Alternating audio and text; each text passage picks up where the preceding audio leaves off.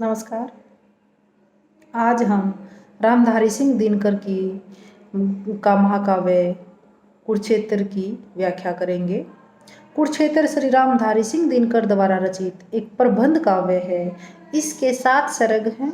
कुरुक्षेत्र के चतुर्थ सर्ग में महाभारत के कारणों की तलाश, सूर धर्म का विवेचन, हृदयवाद, बुद्धिवाद की तुलना, भीष्म पितामह द्वारा अपने कार्यों का विश्लेषण आदि विषयों पर विस्तार पूर्वक विचार किया गया है। महान व्यक्तित्व के धनी भीष्म पितामह ने युधिष्ठिर को समझाते हुए कहा है कि सवतव की खोज करना पाप नहीं है। पापी तो उन्हें कहा जाना चाहिए जो अन्याय व अत्याचारों को सहन करते हैं। वास्तव में मूल रूप से मानव शांति प्रिय है और वह युद्ध नहीं करना चाहता है, किंतु जब दानवता बढ़ जाती है तो युद्ध के सिवाय उसके पास कोई दूसरा मार्ग नहीं रह जाता। महाभारत केवल 2 परिवारों का द्वंद्व नहीं था, बल्कि यह संपूर्ण देश का भीषण विस्फोट था। महाभारत के बीज तो सबसे पहले उस दिन बोए गए थे जब रणभूमि में अर्जुन धनुर्विद्या का चमत्कार दिखला रहा था, जिसे दुर्योधन सहन नहीं कर सका था।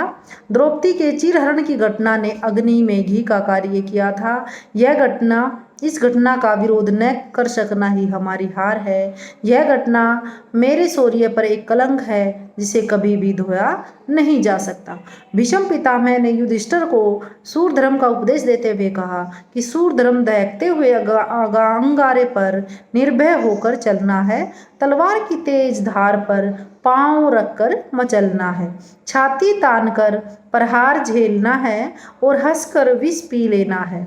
वीर पुरुष का सबसे बड़ा धर्म उसको सदैव प्रज्वलित रहना है। बुद्धि और हृदय के संबंध का विवेचन करते हुए भीष्म पितामह ने कहा है कि अति बौद्धिकता मानव को कायर बना देती है। अत्यधिक तर्क वितर्क, नीति अनीति, न्याय अन्याय, पाप पुण्य आदि की सोच मनुष्य के शौर्य को कुंठित कर देती है। फलस्वरूप वह समय पर कोई निर्णय नहीं ले पाता और अंत में उसे अपमान ही सहना पड़ता है। इसलिए बुद्धि और हृदय दोनों का समन्वय मानव जीवन को सफलता व शांति प्रदान कर सकता है। भीष्म पितामह चतुर्थ सर्ग के अंत में अपने धर्म और स्नेह का विवेचन करते हैं। वे बताते हैं कि कौरव की सेना करके मैंने अपने धर्म का पालन किया और पांडव से स्नेह किया, अर्थात कौरव को शरीर और पांडव को मन समर्पित किया। कुरुक्षेत्र की यह घटना महाभारत के शांति पर्व पर आधारित है और महाभारत से रिलेटेड हमारे हिंदी में 2 महाकाव्य रचे गए। एक तो डॉक्टर धर्मवीर भारती ने अंधा युग और रामधारी सिंह दिनकर ने कुरुक्षेत्र।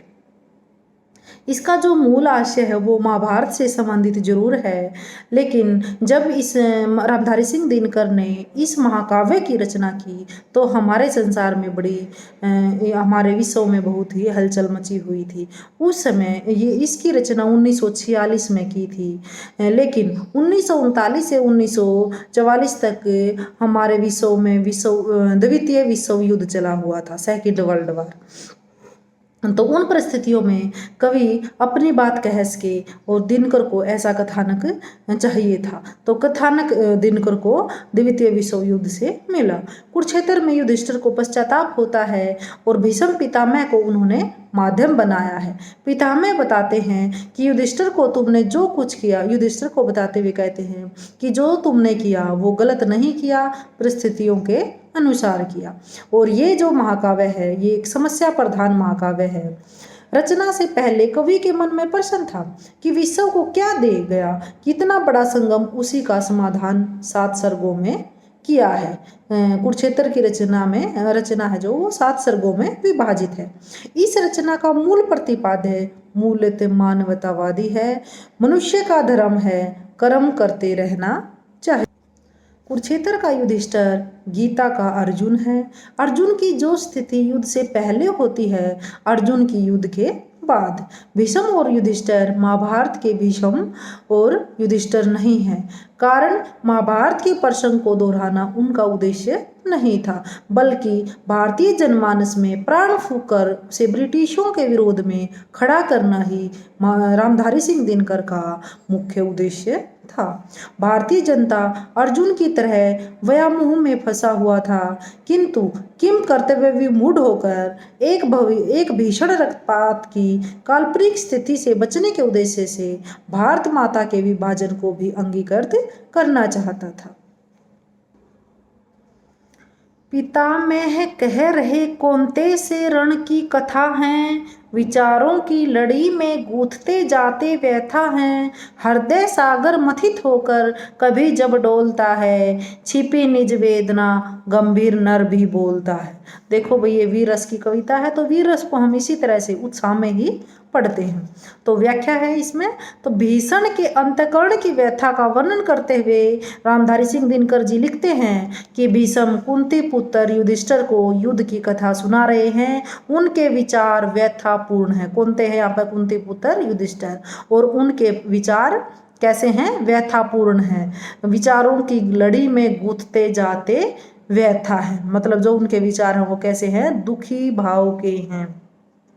हृदय सागर मथित होकर कभी जब डोलता है, छिपी निज वेदना गंभीर नर भी बोलता है। प्रकृति का एक ऐसा अनोखा नियम है कि जब मानव का हृदय रूपी सागर पीड़ा रूपी लहरों से मथ जाता है, मथित का मतलब है चिंतन किया जाता है, तब गंभीर से गंभीर प्रकृति वाला मानव भी उस पीड़ा को वीणा वाणी द्वारा प्रकट करता है। भीष्म पितामह भी ऐसी ही अवस्था में युधिष्ठिर से अपने मन की व्यथा कह रहे हैं। चुराता न्याय जो रण को बुलाता भी वही है, युधिष्ठिर रसवतों की अन्वेषणा पातक नहीं है। नरक उनके लिए जो पाप को स्वीकारते हैं, न उनके हेतु जो रण में उसे ललकारते हैं। जो व्यक्ति, यहाँ पर सवतव का अर्थ है अधिकार, अन्वेषणा का अर्थ है खोज, पातक मतलब पाप, हेतु कारण के वास्ते। जो व्यक्ति दूसरों को न्याय संगत अधिकारों से वंचित करता है, चुराता न्याय जो रण को बुलाता भी वही है। जो व्यक्ति दूसरे व्यक्तियों को न्याय संगत अधिकारों से वंचित रखता है, वास्तव में वही युद्ध का कारण होता है। युधिष्ठिर सवतों की अन्वेषणा पातक नहीं है। तो भीष्म पितामह जी कहते हैं कि हे युधिष्ठिर, अधिकारों की खोज करना या उन्हें प्राप्त करना कोई पाप नहीं है। नरक उनके लिए जो पाप को स्वीकारते हैं, और नरक तो उन लोगों के लिए है जो पाप को स्वीकार कर लेते हैं, अर्थात अन्याय का विरोध नहीं करते और अपने न्यायोचित अधिकारों के लिए संघर्ष नहीं करते। न उनके हेतु जो रण में उसे ललकारते हैं। नरक उनके लिए नहीं होता जो अन्याय या पाप को युद्ध के लिए ललकारते हैं अथवा चुनौती देते हैं, अर्थात जो लोग अन्याय को सहन नहीं करते। अन्याय सहना पाप है, अन्याय का विरोध करना पुण्य है। गीता के इस उपदेश की कवि ने सुंदर एवं प्रभावशाली ढंग से पुष्टि की है, और कवि ने यहाँ पर वक्रोक्ति अलंकार का प्रयोग किया है। सहज ही चाहता कोई नहीं लड़ना किसी से, किसी को मारना अथवा स्वयं मरना किसी से, नहीं दुशांति को भी तोड़ना नर चाहता है। जहाँ तक हो सके निज शांति प्रेम निभाता है। दुशांति का अर्थ होता है बुरी शांति, निभाता का अर्थ होता है निभाना। तो भीष्म ने युधिष्ठिर को समझाते हुए कहा है कि संसार में कोई भी व्यक्ति अपनी इच्छा से किसी से लड़ना नहीं चाहता, और न ही किसी को मारना चाहता है, और न ही किसी के हाथों मरना चाहता है। नहीं दुशांति को ही तोड़ना नर न चाहता है, जहाँ तक हो सके निज शांति प्रेम निभाता है। मूलतः मानव इतना शांति प्रिय है, मानव की जो स्वाभाविक भावना है वो ये है कि दुखों से युक्त बुरी से बुरी शांति को भी भंग नहीं करना चाहता। जहाँ तक हो सके वह अपनी ओर से शांति और प्रेम बनाए रखने का प्रयत्न करता रहता है। उपरोक्त पंक्तियों में मनुष्य की शांति प्रेम युद्ध आदि मूल प्रवृत्तियां उसके सहज कर्तव्य का प्रभावशाली वर्णन किया है। मगर यह शांति प्रियता रोकती केवल मनुज को नहीं, वह रोक पाती दुराचारी दनुज को। दनुज क्या शिष्ट मानव को भी कभी पहचानता है, विनय की नीति कायर ही सदा वह मानता। मनुज का अर्थ होता है मनुष्य और धनुज का अर्थ होता है राक्षस। शिष्ट मानव मतलब भला व्यक्ति, अच्छा व्यक्ति। और विनय का अर्थ होता है विनम्रता। हे युधिष्ठिर, मनुष्य को यह शांति प्रियता केवल मानव अर्थात मानवीय गुणों से युक्त मनुष्यों को रक्तचाप व बुरे आचरण से दूर रख सकती है, किंतु बुरे व्यवहार व आचरण वाले दानव वृत्ति वाले लोगों को यह रोक नहीं सकती। दानव वृत्ति के लोग शांति की आड़ में और भी अधिक दुराचार व अनाचार करते हैं, क्योंकि दानवीय वृत्तियों से प्रेरित दुराचारी व्यक्ति मानवीय भावनाओं की शिष्टता को पहचानता ही नहीं है। वह तो शिष्ट मानव की विनम्रता और उसके प्रेमपूर्ण व्यवहार को उसकी कायरता मानता है। समय जो बीतता त्यों तो अवस्था घोर होती, अन्य की श्रृंखला बढ़कर कराल कठोर होती। किसी दिन तब महाविस्फोटक कोई फूटता है, मनुज ले जान हाथों में धनुज पर टूटता है। तो यहाँ पर युधिष्ठिर को कहते हैं भीष्म पितामह जी की, हे युधिष्ठिर, इस प्रकार जब अन्याय को सहन करते हुए बहुत समय बीत जाता है तो समाज की परिस्थितियाँ भयंकर बन जाती हैं। कराल का अर्थ होता है भयंकर। तो समाज की जो परिस्थितियां वो भयंकर बन जाती हैं और किसी दिन तब महाविस्फोटक कोई फूटता है।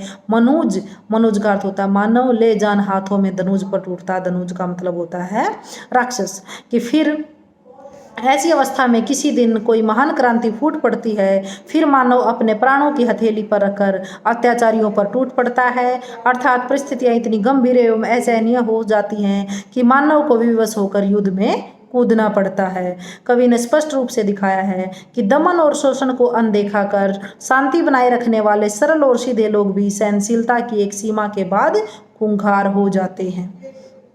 न समझो किंतु इस विध्वंस के होते परनेता, समर के अग्रणी दो ही पराजित और जेता। नहीं जलता निखिल संसार दो की आग से, अवस्थित जो न जग दो चार के ही भाग से। विध्वंस का अर्थ होता है विनाश, प्रणेता का अर्थ होता है प्रारंभ करने वाला, समर युद्ध, अग्रणी नेता या आगे रहने वाला, निखिल का मतलब संपूर्ण, अवस्थित का मतलब आधारित।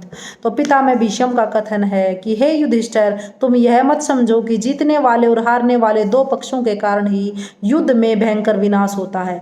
भाव यह है कि संपूर्ण जगत दो व्यक्तियों की दुश्मनी के कारण नहीं जल जाता और न ही दो चार लोगों के आधार पर यह संसार जीवित रहता है। तो इस पद्यांश में युद्ध की भूमिका का वर्णन सहज और तर्कसंगत ढंग से किया है। युद्ध के लिए संपूर्ण समाज ही उत्तरदायी होता है। नेक्स्ट करेंगे हम कल।